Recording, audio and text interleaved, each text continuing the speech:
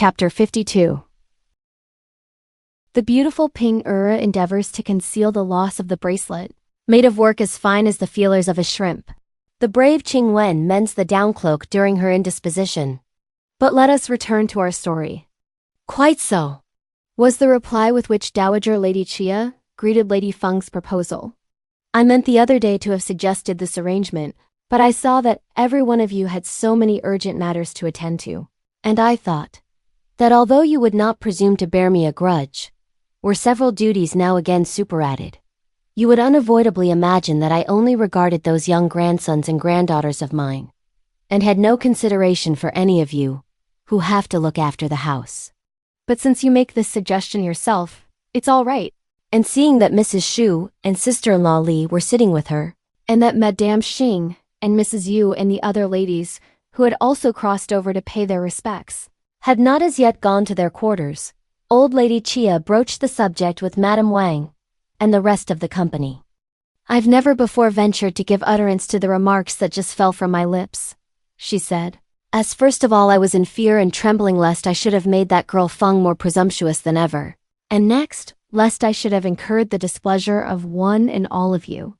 But since you're all here today, and every one of you knows what brothers' wives and husbands' sisters mean, is there, I ask, anyone besides her as full of forethought? Mrs. Shu, Pia's sister-in-law Li and Mrs. Yu smiled with one consent. There are indeed but few like her, they cried. That of others is simply a conventional face affection, but she is really fond of her husband's sisters and his young brother. In fact, she's as genuinely filial with you, venerable senior. Dowager Lady Chia nodded her head. Albeit I'm fond of her, she sighed. I can't, on the other hand, help distrusting that excessive shrewdness of hers, for it isn't a good thing. You're wrong there, worthy ancestor. Lady Feng laughed with alacrity.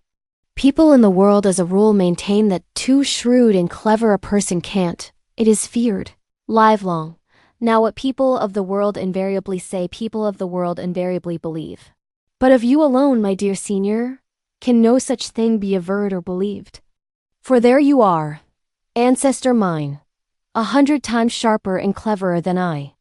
And how is it that you now enjoy both perfect happiness and longevity? But I presume that I shall by and by excel you by 100-fold and die at length after a life of 1,000 years? When you venerable senior shall have departed from these mortal scenes. After everyone is dead and gone, Dowager Lady Chia laughingly observed, what pleasure will there be if two antiquated elves, like you and I will be, remain behind?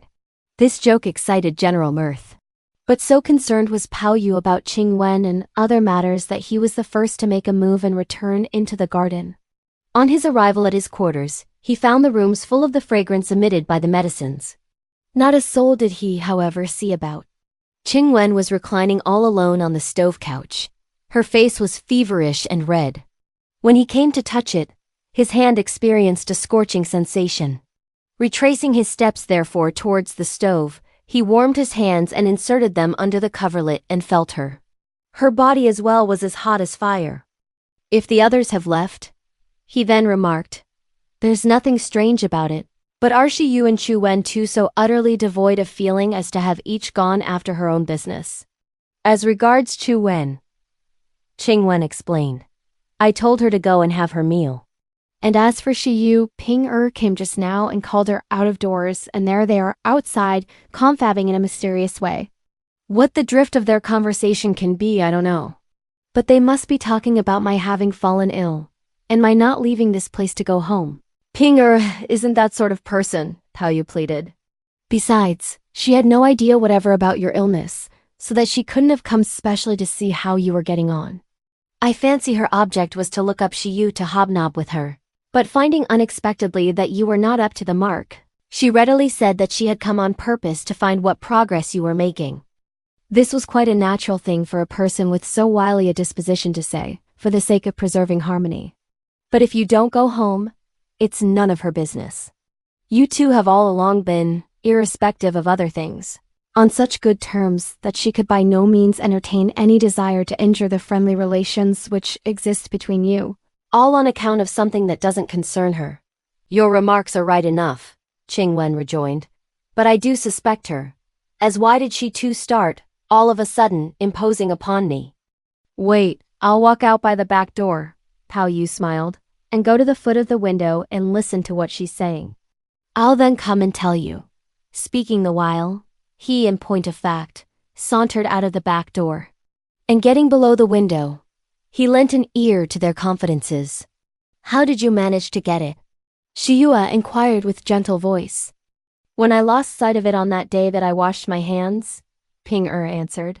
Our Lady Secunda wouldn't let us make a fuss. But the moment she left the garden, she there and then sent word to the nurses, stationed in the various places, to institute careful search. Our suspicions, however, fell upon Miss Xing's maid, who has ever also been poverty-stricken. Surmising that a young girl of her age, who had never set eyes upon anything of the kind, may possibly have picked it up and taken it. But never did we positively believe that it could be someone from this place of yours. Happily, Our Lady Secunda wasn't in the room when that nurse Sung, who is with you here, went over and said, producing the bracelet, that the young maid, P'ing Erh, had stolen it, and that she had detected her and come to lay the matter before Our Lady Secunda. I promptly took over the bracelet from her. And recollecting how imperious and exacting Baoyu is inclined to be, fond and devoted as he is to each and all of you. How the jade which was prigged the other year by a certain P'ing Erh is still, just as the matter has cooled down for the last couple of years, canvassed at times by some people eager to serve their own ends. How someone has now again turned up to purloin this gold trinket. How it was filched, to make matters worse, from a neighbor's house. How, as luck would have it, she took this of all things. And how it happened to be his own servant to give him a slap on his mouth, I hasten to enjoin Nurse Sung to. On no account whatever, let Baoyu know anything about it, but simply pretend that nothing of the kind had transpired, and to make no mention of it to any single soul. In the second place, I said, our Dowager Lady and Madame Wang would get angry if they came to hear anything.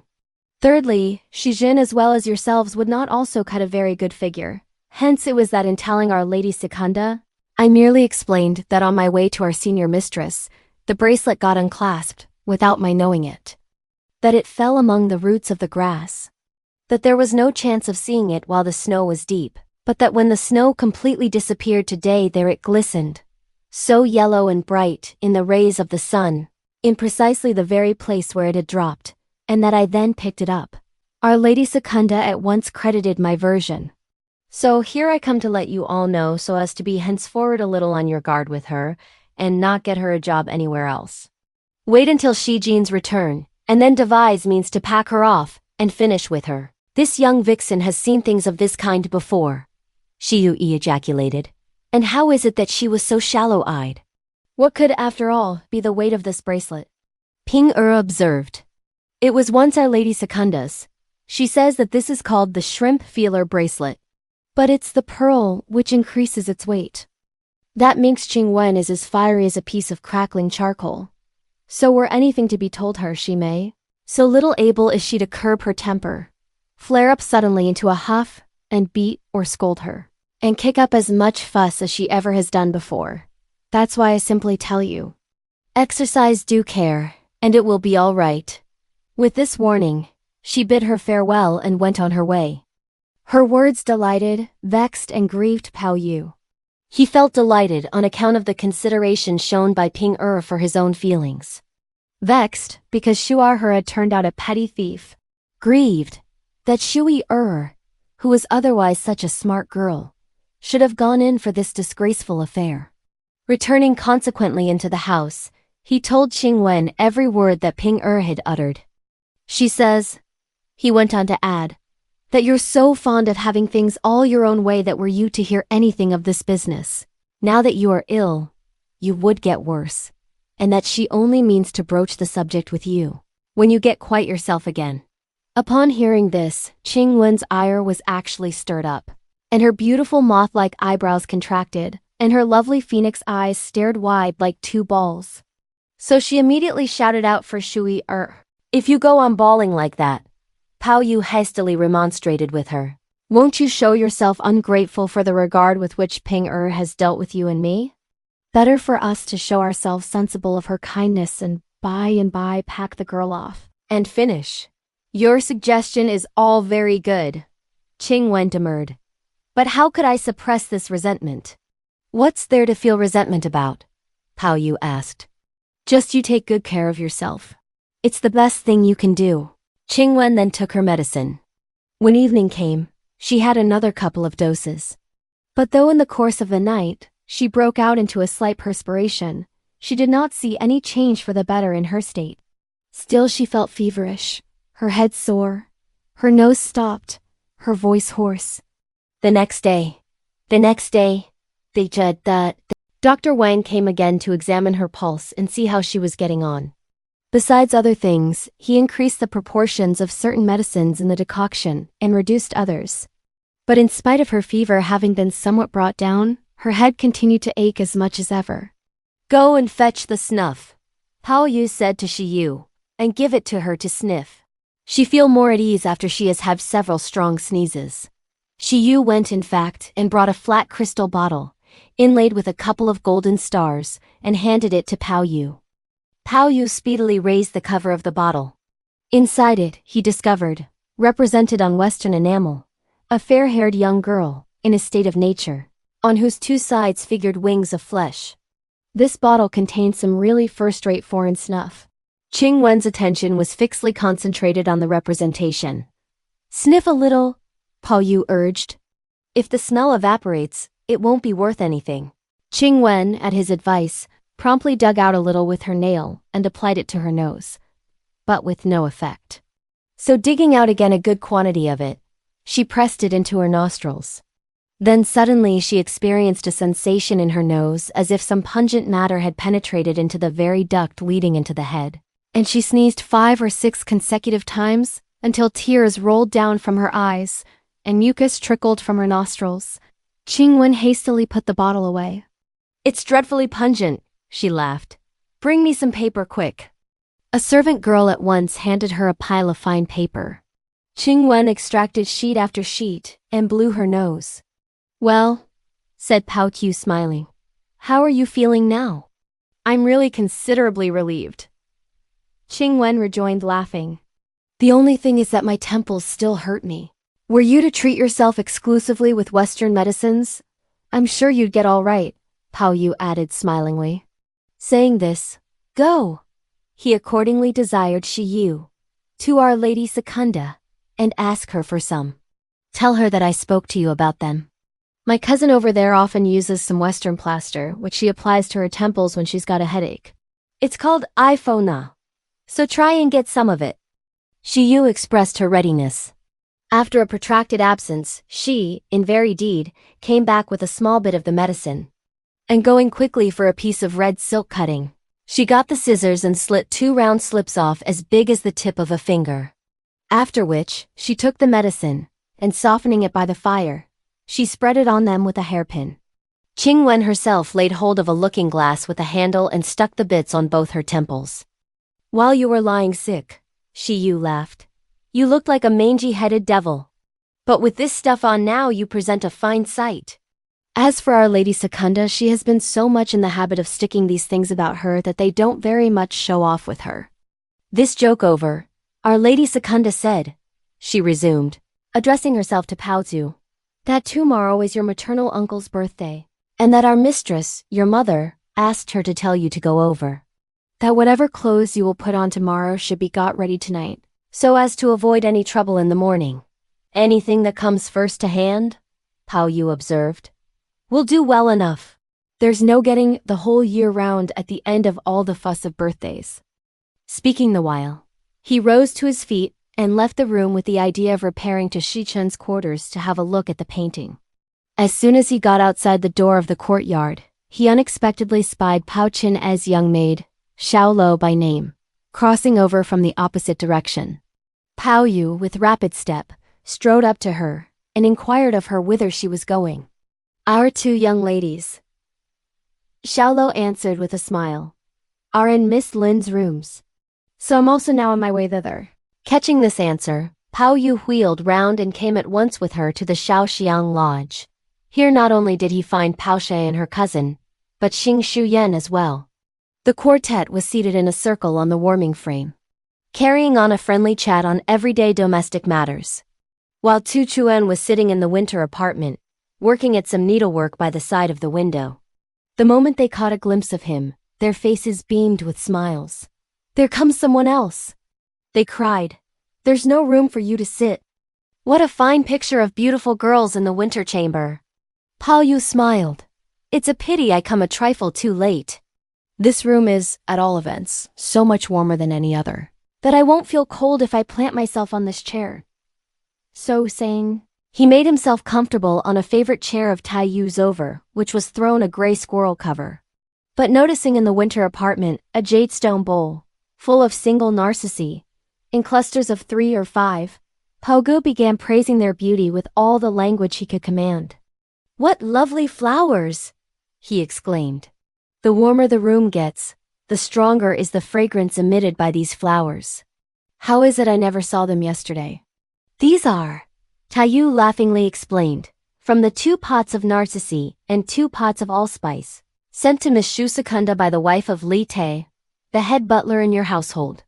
Of these she gave me a pot of narcissi, and to that girl Yun, a pot of allspice. I didn't at first mean to keep them, but I was afraid of showing no consideration for her kind attention. But if you want them, I'll in my turn present them to you. Will you have them?" "I've got 2 pots of them in my rooms," Baoyu replied, "but they're not up to these." "How is it you're ready to let others have what cousin Chion has given you? This can on no account do." "With me here," Daiyu added, "the medicine pot never leaves the fire, the whole day long. I'm only kept together by medicines, so how could I ever stand the smell of flowers bunging my nose? It makes me weaker than ever. Besides, if there's the least whiff of medicines in this room, it will, contrariwise, spoil the fragrance of these flowers. So isn't it better that you should have them carried away? These flowers will then breathe a purer atmosphere, and won't have any mixture of smells to annoy them." "I've also got now someone ill in my place," Baoyu retorted with a smile, "and medicines are being decocted. How comes it you happen to know nothing about it?" "This is strange," Daiyu laughed. "I was really speaking quite thoughtlessly, for whoever knows what's going on in your apartments. But why do you, instead of getting here a little earlier to listen to old stories, come at this moment to bring trouble and vexation upon your own self?" Baoyu laughed. "Let's have a meeting tomorrow," he proposed, "for we've also got the themes. Let's sing the Narcissus and Allspice." "Never mind, drop that," Daiyu rejoined, upon hearing his proposal. "I can't venture to write any more verses. Whenever I indite any, I'm mulcted. So I'd rather not be put to any great shame." While uttering these words, she screened her face with both hands. "What's the matter?" Baoyu smiled. "Why are you again making fun of me?" "I'm not afraid of any shame, but, lo, you screen your face." The next time, Baoyu felt impelled to interpose laughingly. "I convene a meeting, we'll have 4 themes for odes and 4 for songs. And each one of us will have to write 4 odes and 4 roundelays. The theme of the first ode will treat of the plan of the great extreme, the rhyme fixed being Xian, first, and the meter consisting of 5 words in each line. We'll have to exhaust every one of the rhymes under Xian, and mind, not a single one may be left out." "From what you say," Baoyu smilingly observed, "it's evident that you're not in earnest, cousin, in setting the club on foot. It's clear enough that your object is to embarrass people. But as far as the verses go, we could forcibly turn out a few, just by higgledy-piggledy taking several passages from the canon of changes and inserting them in our own. But, after all, what fun will there be in that sort of thing? When I was 8 years of age, I went with my father to the western seaboard to purchase foreign goods. Who'd have thought it? We came across a girl from the Chun kingdom. She was in her 18th year, and her features were just like those of the beauties one sees represented in foreign pictures. She had also yellow hair, hanging down, and arranged in endless plaits. Her whole head was ornamented with one mass of cornelian beads, amber, cat's eyes, and grandmother greenstone. On her person, she wore a chain armor plated with gold, and a coat, which was up to the very sleeves, embroidered in foreign style. In a belt, she carried a Japanese sword, also inlaid with gold and studded with precious gems. In very truth, even in pictures, there is no one as beautiful as she. Some people said that she was thoroughly conversant with Chinese literature and could explain the 5 classics, that she was able to write odes and devise roundelays, and so my father requested an interpreter to ask her to write something. She thereupon wrote an original stanza, which all, with one voice, praised for its remarkable beauty, and extolled for its extraordinary merits. "My dear cousin," eagerly smiled Baoyu, "produce what she wrote, and let's have a look at it." "It's put away in Nanking," Bao-Chiau replied with a smile. "So how could I at present go and fetch it?" Great was Baoyu's disappointment at this rejoinder. "I've no luck," he cried, "to see anything like this in the world." Daiyu laughingly laid hold of Cao Xueqin. "Don't be humbugging us," she remarked. "I know well enough that you are not likely, on a visit like this, to have left any such things of yours at home. You must have brought them along. Yet here you are now again palming off a fib on us by saying that you haven't got them with you. You people may believe what she says, but I, for my part, don't." Bao-Chiau got red in the face. Drooping her head against her chest, she gave a faint smile. But she uttered not a word by way of response. "Really, P'ing Erh, you've got into the habit of talking like this." Bao-Chiau laughed. "You're too shrewd by far. Bring them along," Daiyu urged with a smile, "and give us a chance of seeing something and learning something. It won't hurt them." "There's a whole heap of trunks and baskets," Bao-Chiau put in laughing, "which haven't been yet cleared away. And how could one tell in which particular one they're packed up? Wait a few days, and when things will have been put straight a bit, we'll try and find them, and every one of us can then have a look at them. That will be all right. But if you happen to remember the lines," she pursued, speaking to Bao-Chiau, "why not recite them for our benefit?" I remember so far that her lines consisted of a stanza with 5 characters in each line. Bao-Chiau returned for answer. "For a foreign girl, they're verily very well done." "Don't begin for a while," Bao-Chiau exclaimed. "Let me send for Yun-Her so that she too might hear them." After this remark, she called Xiao to her. "Go to my place," she observed, "and tell her that a foreign beauty has come over, who's a splendid hand at poetry. You, who have poetry on the brain, say to her, are invited to come and see her, and then lay hold of this verse maniac of ours and bring her along." Xiao gave a smile and went away. After a long time, they heard Xiang Yun laughingly inquire, "What foreign beauty has come?" But while asking this question, she made her appearance in company with Xiang Ling. "We heard your voices long before we caught a glimpse of your persons," the party laughed. Bao-Chiau and her companions motioned to her to sit down, and, in due course, she reiterated what she had told them a short while back. "Be quick out with it. Let's hear what it is," Xiang Yun smilingly cried. Bao-Chiau thereupon recited, "Last night in the purple chamber I dreamt. This evening on the Shui Kuo Isle I sing. The clouds by the isle cover the broad sea. The zephyr from the peaks reaches the woods. The moon has never known present or past. From shallow and deep causes spring's love's fate. When I recall my spring south of the Han, can I not feel disconsolate at heart?" After listening to her, "She does deserve credit," they unanimously shouted, "for she really is far superior to us, Chinese though we be." But scarcely was this remark out of their lips when they perceived Shi Yu walk in.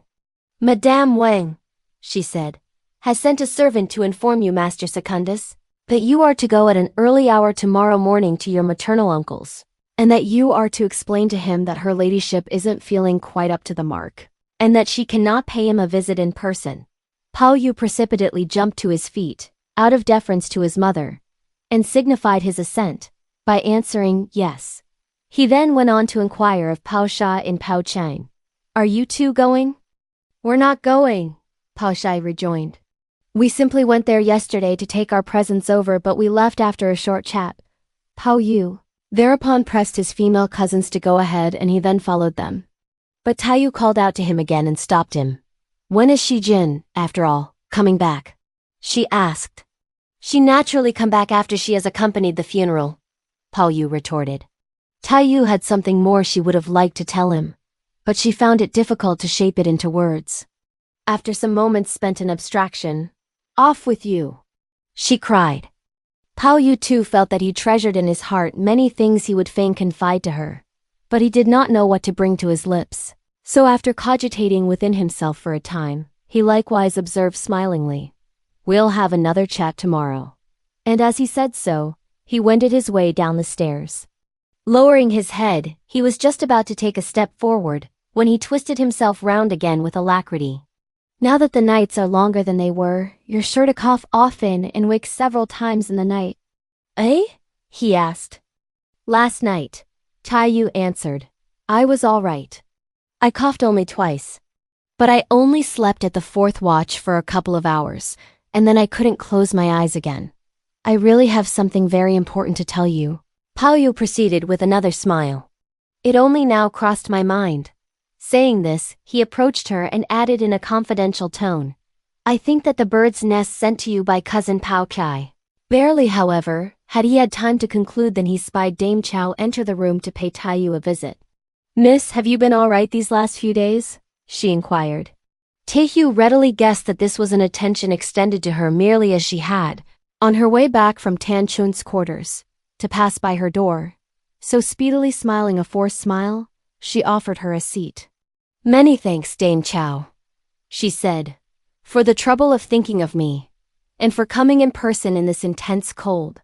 Hastily also bidding a servant pour the tea, she simultaneously winked at Baoyu. Baoyu grasped her meaning, and forthwith quitted the apartment. As this happened to be about dinner time, and he had been enjoined as well by Madame Wang to be back at an early hour, Baoyu returned to his quarters and looked on while Ch'ing Wen took her medicine. Baoyu did not desire Ch'ing Wen this evening to move into the winter apartment, but stayed with Ch'ing Wen outside. And, giving orders to bring the warming frame near the winter apartment, Yue slept on it. Nothing of any interest worth putting on record transpired during the night.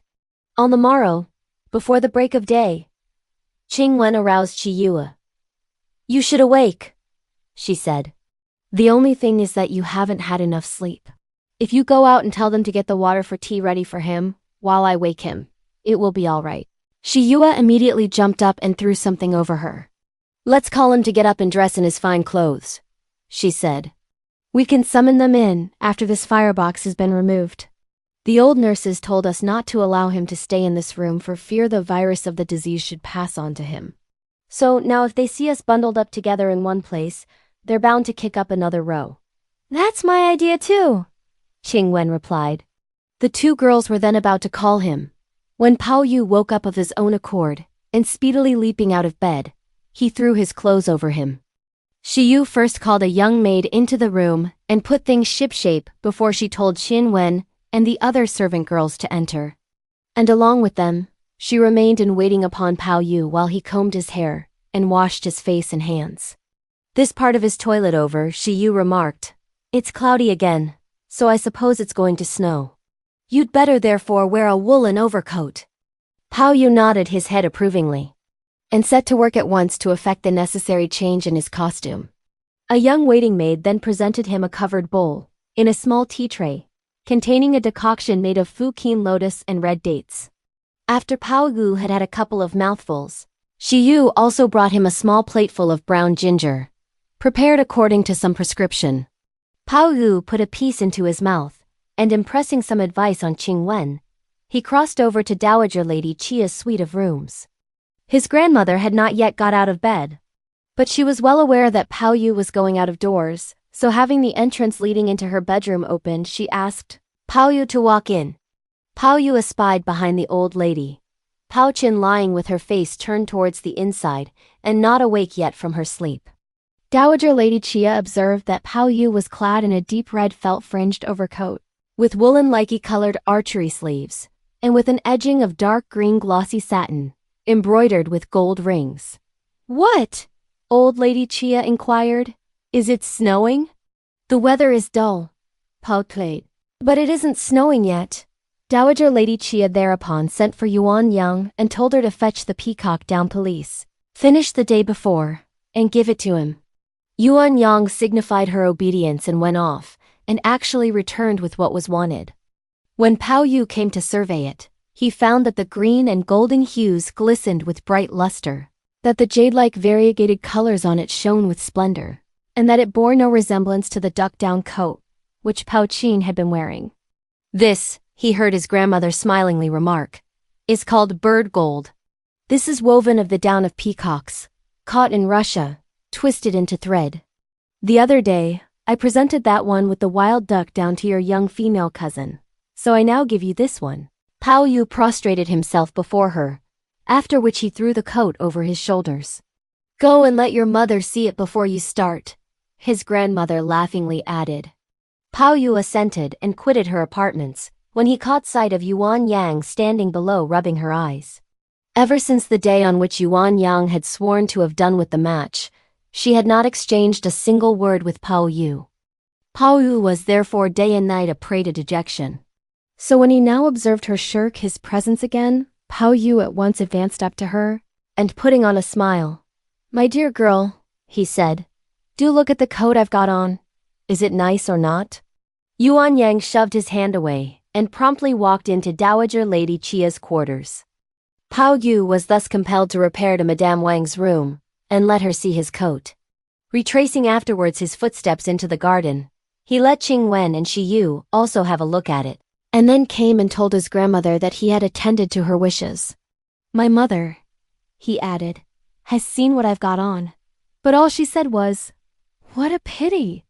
And then she went on to enjoin me to be careful with it and not to spoil it. "There only remains this single one," old Lady Chia observed, "so if you spoil it, you can't have another. Even did I want to have one made for you like it now, it would be out of the question." At the close of these words, she went on to advise him. "Don't," she said, "have too much wine and come back early." Baoyu acquiesced by uttering several yeses. An old nurse then followed him out into the pavilion.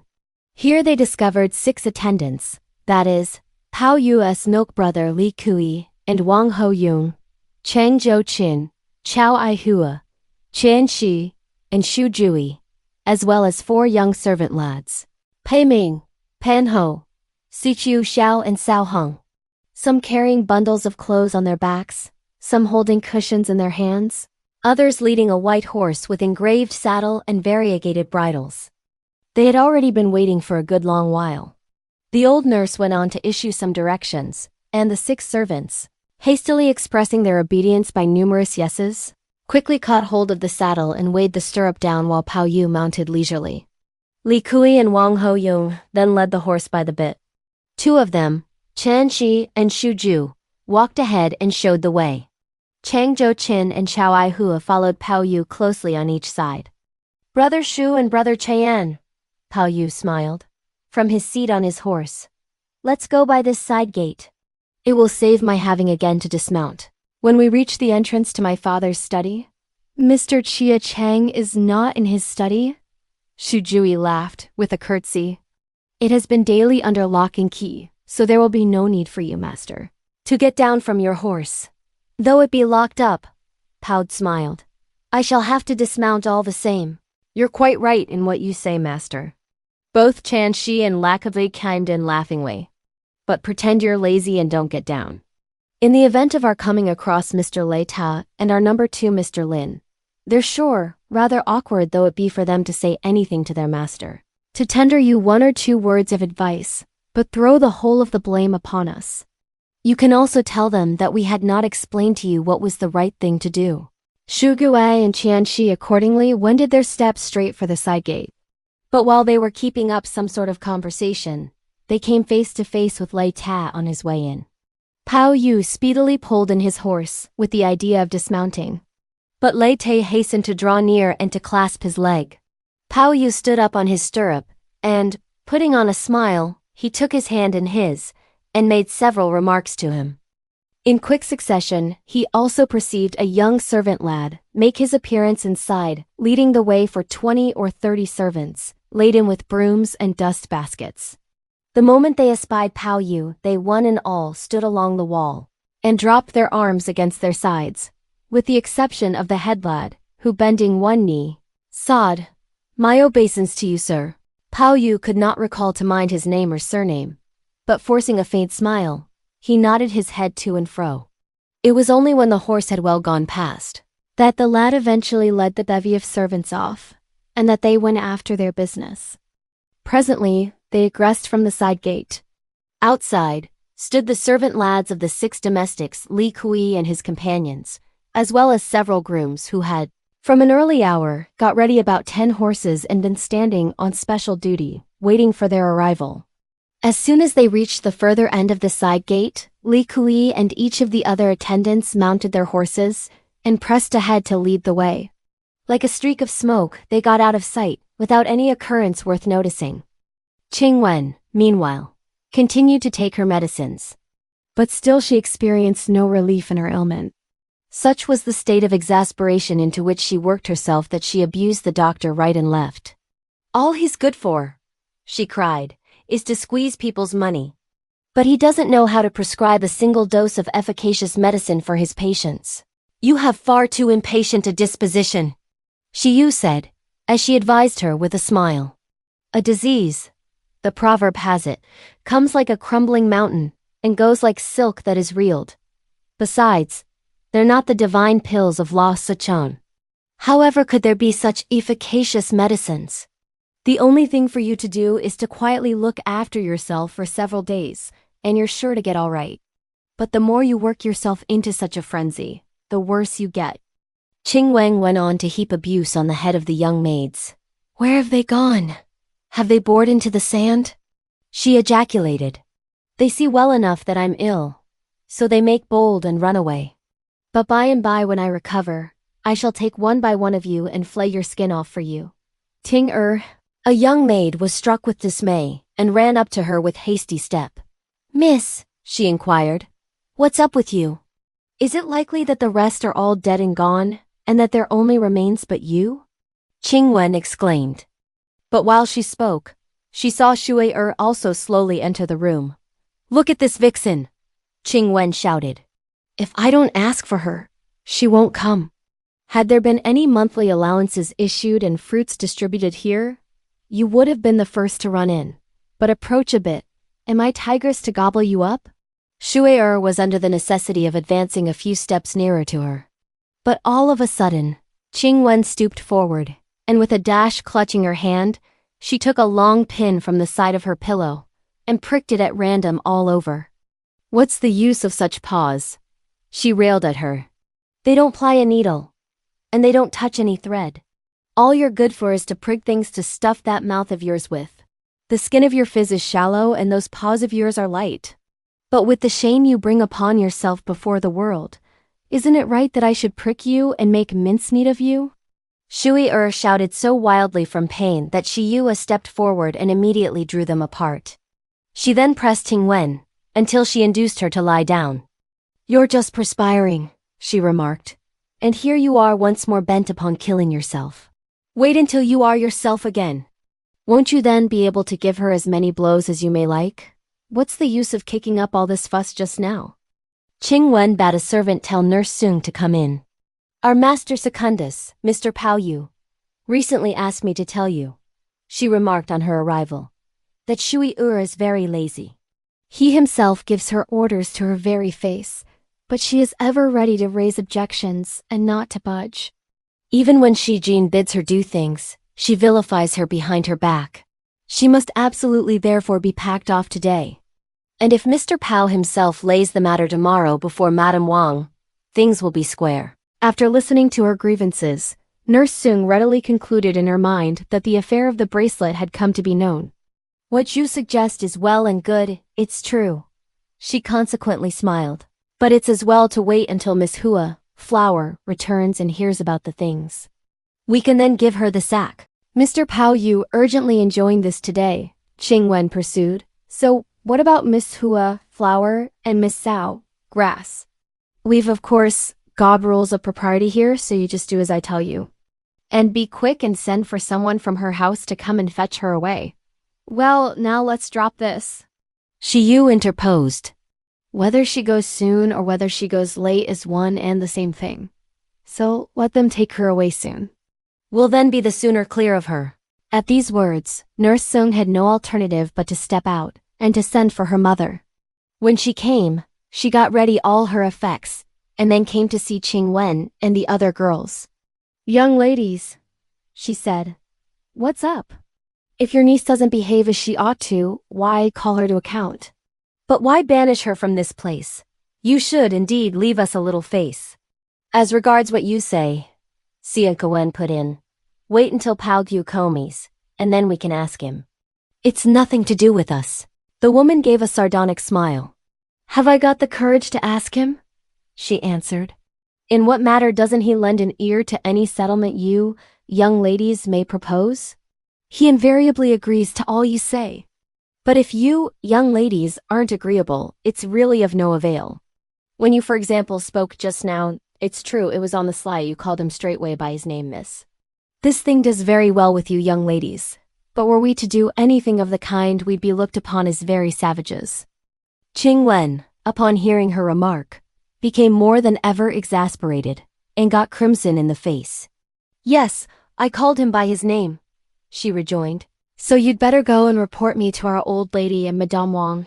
Tell them I'm a rustic and let them send me to off." "Sister-in-law," urged she, just you take her away. And if you've got aught to say, you can say it by and by. Is this a place for you to bawl in and to try and explain what is right? Whom have you seen discourse upon the rules of propriety with us? Not to speak of you, sister-in-law, even Mrs. Lei Ta and Mrs. Lin treat us fairly well. And as for calling him by name, why, from days of yore to the very present, our dowager mistress has invariably bidden us do so. You yourselves are well aware of it. So much did she fear that it would be a difficult job to rear him that she deliberately wrote his infant name on slips of paper and had them stuck everywhere and anywhere with the design that one and all should call him by it. And this in order that it might exercise a good influence upon his bringing up? Even water coolies and scavenger coolies indiscriminately address him by his name. And how much more such as we? So late, in fact, as yesterday Mrs. Lin gave him but once the title of Sir, and our old mistress called even her to task. This is one side of the question. In the next place, we all have to go and make frequent reports to our venerable Dowager Lady and Madame Wang. And don't we with them allude to him by name in what we have to say? Is it likely we'd also style him Sir? What day is there that we don't utter the two words Baoyu 200 times? And is it for you, sister-in-law, to come and pick out this fault? But in a day or so, when you've leisure to go to our old mistress and Madame Wang's, you'll hear us call him by name in their very presence, and then you'll feel convinced. You've never, sister-in-law, had occasion to fulfill any honorable duties by our old lady and our lady. From one year's end to the other, all you do is to simply loaf outside the third door.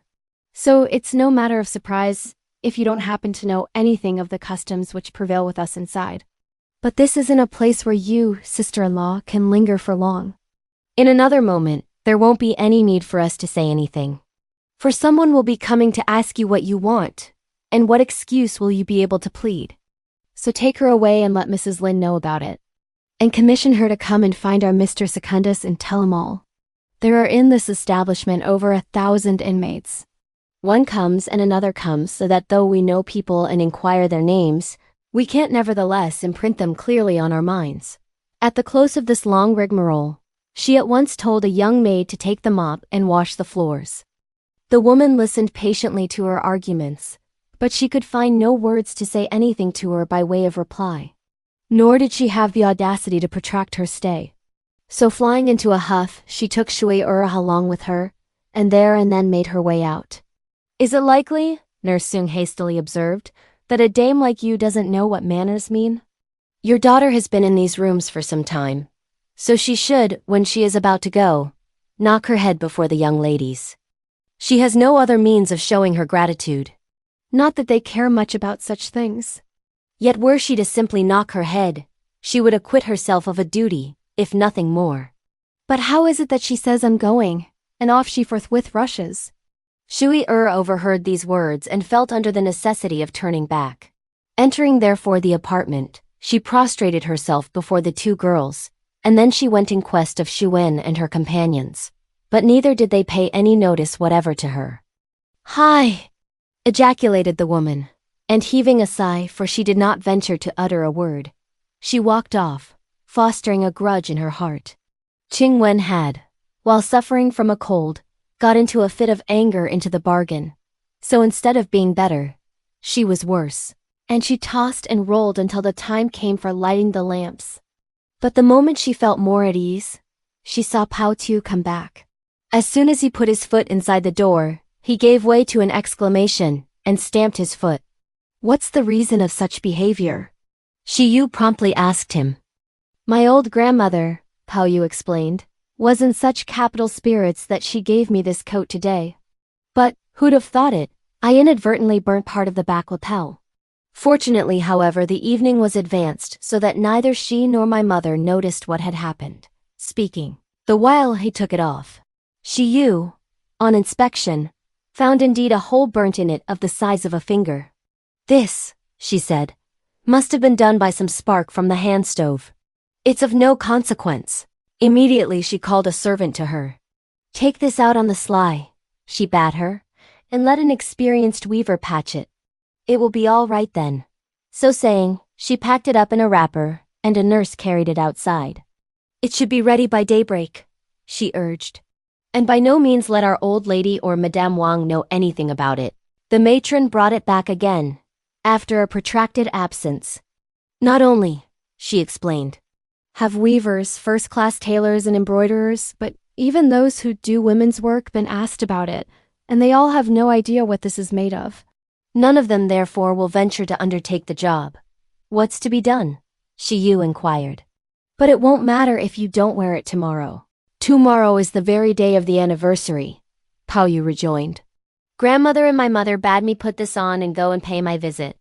And here I go and burn it on the first day I wear it. Now isn't this enough to throw a damper over my good cheer?" Ch'ing Wen lent an ear to their conversation for a long time, until unable to restrain herself, she twisted herself round. "Bring it here," she chimed in, "and let me see it. You haven't been lucky in wearing this, but never mind." These words were still on Ch'ing Wen's lips when the coat was handed to her. The lamp was likewise moved nearer to her. With minute care she surveyed it. "This is made," Ch'ing Wen observed, "of gold thread, spun from peacock's feathers." So were we now to also take gold thread, twisted from the feathers of the peacock, and darn it closely, by imitating the woof. I think it will pass without detection. "The peacock feather thread is ready at hand," Yu remarked smilingly. "But who's there, exclusive of you, able to join the threads?" "I'll, needless to say, do my level best to the very cost of my life and finish," Ch'ing Wen added. "However could this do?" Baoyu eagerly interposed. "You're just slightly better, and how could you take up any needlework?" "You needn't go on in this chicken-hearted way," Ch'ing Wen cried. "I know my own self well enough." With this reply she sat up and, putting her hair up, she threw something over her shoulders. Her head felt heavy, her body light. Before her eyes, confusedly flitted golden stars. In real deed, she could not stand the strain. But when inclined to give up the work, she again dreaded that Baoyu would be driven to despair. She therefore had perforce to make a supreme effort, and, setting her teeth to, she bore the exertion. All the help she asked of Yu was to lend her a hand in reeling the thread. Ch'ing Wen first took hold of a thread, and put it side by side, with those in the police, to compare the two together. "This," she remarked, "isn't quite like them. But when it's patched up with it, it won't show very much." "It will do very well," Baoyu said. "Could one also go and hunt up a Russian tailor?" Ch'ing Wen commenced by unstitching the lining, and, inserting under it a bamboo bow, of the size of the mouth of a teacup, she bound it tight at the back. She then turned her mind to the four sides of the aperture, and these she loosened by scratching them with a golden knife. Making next 2 stitches across with her needle, she marked out the warp and woof, and following the way the threads were joined, she first and foremost connected the foundation, and then keeping to the original lines, she went backwards and forwards mending the whole, passing her work, after every second stitch, under further review. But she did not ply her needle 3 to 5 times, before she lay herself down on her pillow, and indulged in a little rest. Baoyu was standing by her side. Now he inquired of her whether she would like a little hot water to drink. Later on, he asked her to repose herself. Now he seized a gray squirrel wrapper and threw it over her shoulders. Shortly after, he took a pillow and propped her up. The way he fussed so exasperated Ch'ing Wen that she begged and entreated him to leave off. "My junior ancestor," she exclaimed, "do go to bed and sleep. If you sit up for the other half of the night, your eyes will tomorrow look as if they had been scooped out, and what good will possibly come out of that?" Baoyu realized her state of exasperation and felt compelled to come and lie down anyhow. But he could not again close his eyes. In a little while, she heard the clock strike 4, and just managing to finish, she took a small toothbrush and rubbed up the pile. "That will do," Yu put in. One couldn't detect it, unless one examined it carefully. Baoyu asked with alacrity to be allowed to have a look at it. "Really?" He smiled. "It's quite the same thing." Ch'ing Wen coughed and coughed time after time, so it was only after extreme difficulty that she succeeded in completing what she had to patch. "It's mended. It's true," she remarked, "but it does not, after all, look anything like it. Yet I cannot stand the effort anymore." As she shouted Aiya, she lost control over herself and dropped down upon the bed. But reader, if you choose to know anything more of her state, peruse the next chapter. Thanks for watching. Please like the video and subscribe to the channel for more excellent content.